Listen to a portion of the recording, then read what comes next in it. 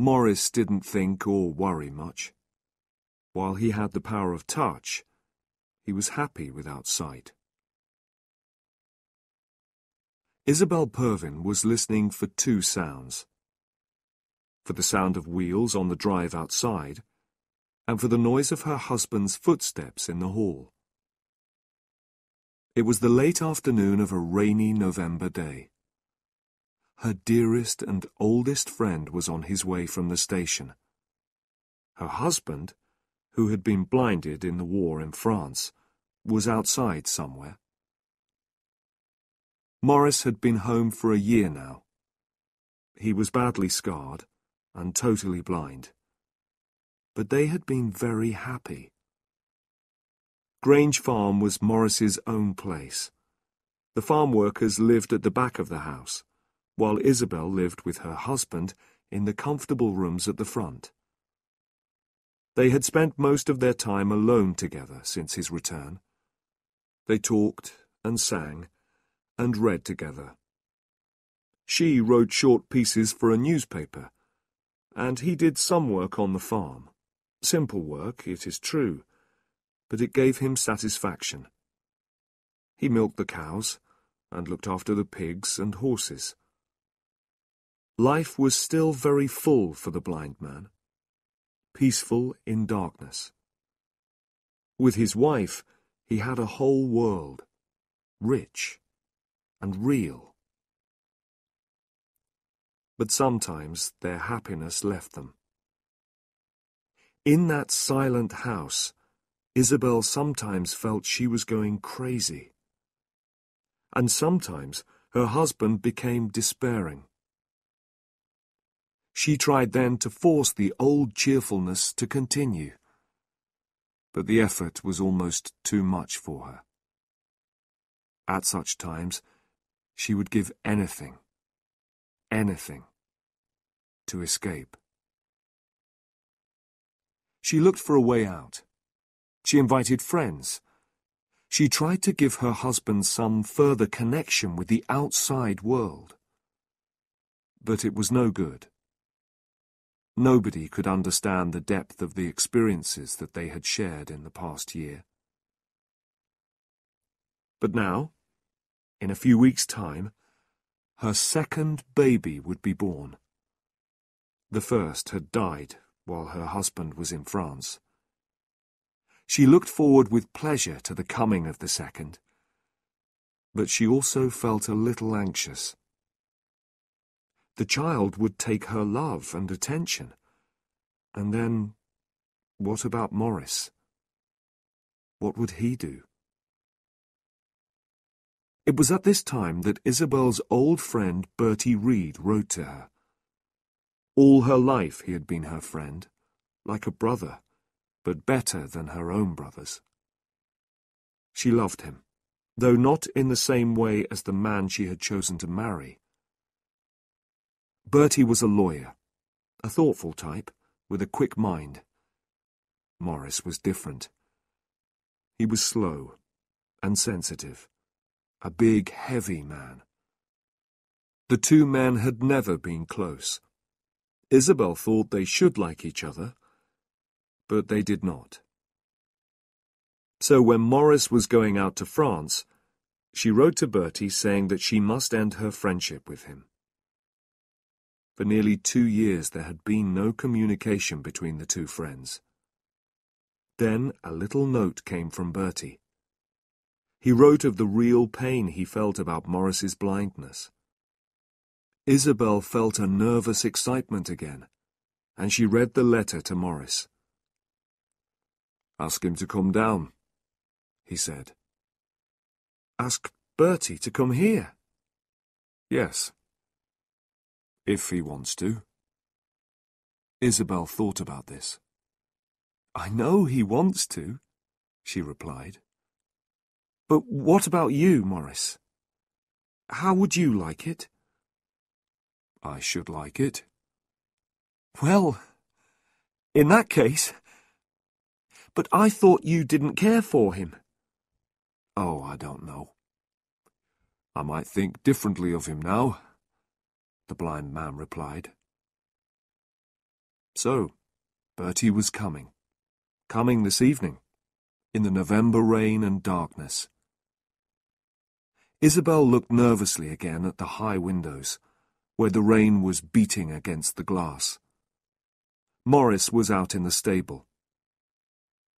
She stood up and looked at herself in the mirror. Her face was calm.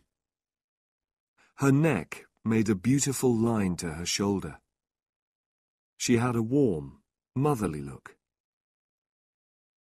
She passed down the wide hall and put on heavy shoes, a large coat, and a man's hat.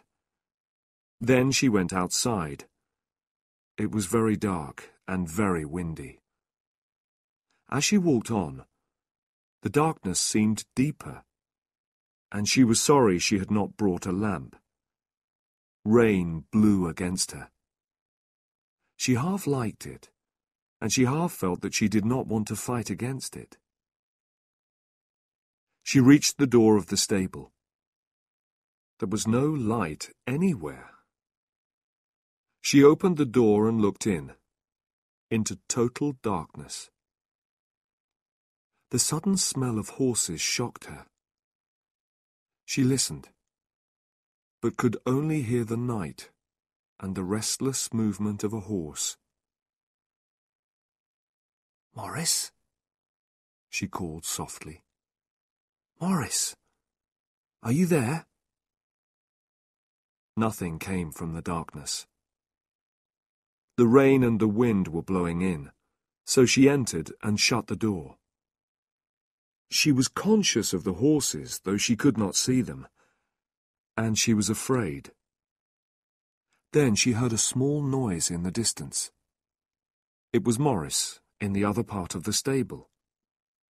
The low sound of his voice as he spoke to the horses came to her in the darkness. She called quietly, "Morris? Morris, dear?" "Yes," he answered. "Isabel?" She saw nothing, and the sound of his voice seemed to touch her. "Won't you come in, dear?" she said. "Yes, I'm coming. Just half a minute." "Bertie hasn't arrived yet, has he?" "Not yet," said Isabel. She wanted him to come to her. When she could not see him, she was frightened of him. "Bertie won't much enjoy the drive in this weather," he said, as he closed the door. "No, he won't," said Isabel calmly, watching the dark shape at the door. "Give me your arm, dear." Isabel was pleased to be back in the house. She was a little afraid of him out there in the darkness. In the hall he sat down heavily. As he bent down to take off his boots, he didn't seem blind. When he stood up, the blood rushed to his face and neck, and she didn't look at his eyes. He went away upstairs. She saw him go into the darkness. He did not know that the lamps upstairs were not lit. She heard him in the bathroom. Morris moved around almost unconsciously. He seemed to know where things were before he touched them. He didn't think much or worry much. While he had the power of touch, he was happy without sight. It was a pleasure to stretch out his hands and pick up something that he couldn't see, to hold it, and to own it. He didn't try to remember what it looked like. He didn't want to. This new consciousness had become natural to him. He was generally happy, and he had a burning love for Isabel. But at times despair swept over him and destroyed his happiness. Then he suffered. But tonight he was still calm, though his senses were a little sharp. His hearing was too sharp. He was conscious of all the sounds in the house. As he went to his room, he heard a vehicle arrive. Then came Isabel's voice, like a bell ringing. "Is it you, Bertie?" And a man's voice answered out of the wind. "Hello, Isabel. There you are. You're looking as fit as ever." "Oh, yes," said Isabel. "I'm very well. How are you?" "Rather thin, I think." "Worked to death, but I'm all right." "How's Morris? Isn't he here?" "Oh, yes. He's upstairs, changing his clothes." "Yes. He's well." They moved away. Morris heard no more. But a childish sense of despair had come over him. He felt shut out, like a child in the company of adults. He dressed himself and went downstairs. Isabel was alone in the sitting room. She watched him enter. "Did you hear Bertie come, Morris?" she said. "Yes. Isn't he here?" "He's in his room. He looks very thin and tired."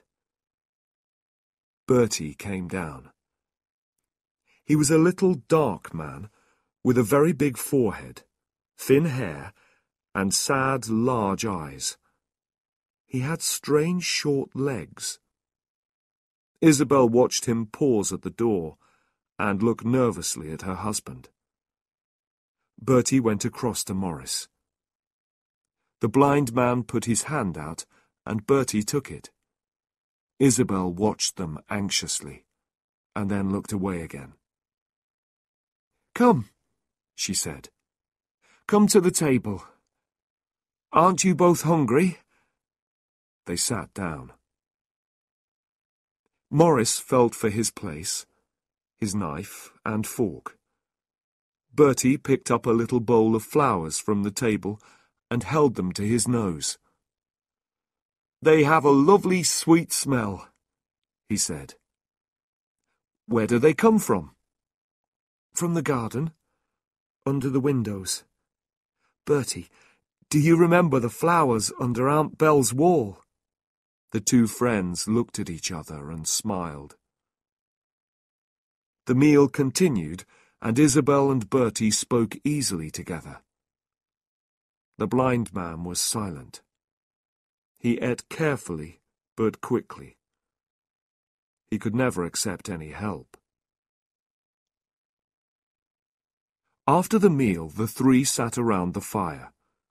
Isabel put more wood on, and Bertie noticed a slight slowness in her movements. "Will you be pleased when the child comes, Isabel?" he said. She looked at him with a smile. "Yes, I shall be very pleased." "So will you, Morris, won't you?" she added. "Yes, I shall," replied her husband. "We are both looking forward to it so much," she said. "Yes, of course," said Bertie. He was 3 or 4 years older than Isabel, and had never married. He had other women friends, but they were friends, not lovers. If they seemed to come too close, he pulled away. Isabel knew him very well. His kindness, but also his weakness, which made him unable ever to enter into any close human relationships. He was ashamed of himself because he couldn't marry. He wanted to, but he couldn't. Deep down inside, he was afraid. He became a successful lawyer, a rich man, and a great social success. But at the center, he felt that he was nothing. Isabel looked at his sad face and his short little legs. She looked at his dark grey eyes. There was something childlike in him, and she loved him. At the same time, she pitied and disliked his weakness. He understood this. Suddenly, Bertie spoke to Maurice. "Isabel tells me that you have not suffered too badly from losing your sight." Maurice straightened himself. "No," he said. "Not too badly. You stop worrying about many things."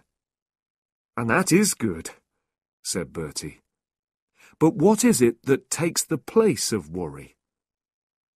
Maurice was slow in replying.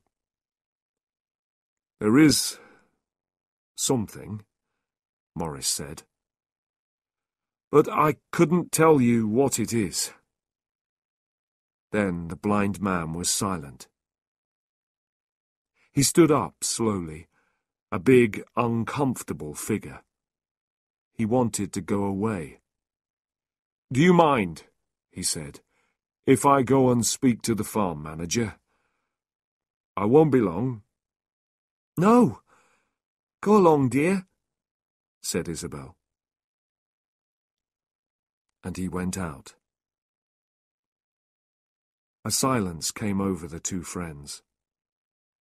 The wind blew loudly outside. Rain beat like a drum on the windows. The wood in the fireplace burned slowly, with hot, small flames. Bertie seemed uncomfortable. There were dark circles around his eyes. Isabel looked into the fire. "The child coming seems to make me calm. I feel there's nothing to worry about," she said. "A good thing, I should say," Bertie replied slowly. "If I didn't feel anxious about Maurice, I'd be quite happy." The evening passed slowly. Isabel looked at the clock. "It's nearly 10 o'clock," she said. "Where can Maurice be?" Bertie looked at her. "Would you like me to go out and see?" "Well, if you wouldn't mind, I'd go, but—" She did not want to make the effort. Bertie put on an old coat and took a lamp. He left by the side door. He felt nervous and strangely empty. He walked slowly through the wet and stormy night. At last he opened the door of a stable, and looking in, he saw Maurice standing, listening. "Who is that?" said Maurice. "It's me," said Bertie. He entered and shut the door behind him. "You came to look for me?" he asked. "Isabel was a little worried," said Bertie. "I'll come in." "I hope I'm not in your way at all," said Bertie rather shyly. "My way?" Maurice said. "Not a bit. I'm pleased Isabel has someone to talk to. I'm afraid that I am in the way. I know I'm not very good company. Is Isabel all right, do you think? She's not unhappy, is she?" "I don't think so." "What does she say?" "She says she's very happy. Only a little worried about you," said Bertie carefully. "She needn't worry about me. I'm afraid that she'll find me dull, always alone with me down here." Maurice lowered his voice and took a deep breath. "Bertie," he asked, "is my face a very ugly sight?" Do you mind telling me? There is a scar, said Bertie, surprised. But one feels pity more than shock at the sight of it. A bad scar, though, said Maurice. Oh, yes. There was a pause. I don't really know you, do I? Maurice said suddenly in a strange voice. Probably not, said Bertie. Do you mind if I touch you? Bertie stepped back, but said in a small voice, Not at all. He suffered as the blind man stretched out a strong hand and felt his head. He covered the face of the smaller man, touching the forehead, the closed eyes, the small nose, the mouth, the strong chin. You seem young, Maurice said quietly at last. Bertie stood, nearly destroyed, unable to answer. Your head seems soft, Maurice continued. So do your hands. Touch my eyes, will you? Touch my scar. Bertie was sickened by the idea, but he was under the power of the blind man. He lifted his hand and touched the scar. Maurice suddenly covered it with his own hand, pressed the fingers of the other man onto his scarred eyes. He stayed in this position for a minute or more, while Bertie froze, helpless. Then, suddenly, Maurice took the other man's hand away and stood holding it in his own. Oh, my God, he said. We shall know each other now, shan't we? We shall know each other now. Bertie could not answer. He looked at the blind man silently and in terror, despairing at his own weakness. He knew that he could not answer. He had an unreasonable fear that the other man would suddenly destroy him. Maurice was actually filled with a burning desire for friendship, and Bertie only wanted to escape. It's all right now, as long as we live. We're all right together now, aren't we? Maurice said. Yes, said Bertie. Maurice turned to pick up his coat. Come, he said. We'll go to Isabel. Bertie took the lamp and opened the door. The two men went in silence. Isabel heard their footsteps and looked up anxiously as they entered. There seemed a strange happiness in Maurice. Bertie looked tired. His eyes were darker than before. What is it? She asked. We've become friends, said Maurice. She looked at Bertie. He met her eyes with a despairing look. I'm so pleased, she said, confused. Yes, said Maurice. Isabel took his hand with both of hers and held it tight. You'll be happier now, dear, she said. But she was watching Bertie. She knew that he had one desire: to escape from this friendship which had been forced on him. He could not accept that he had been touched by the blind man.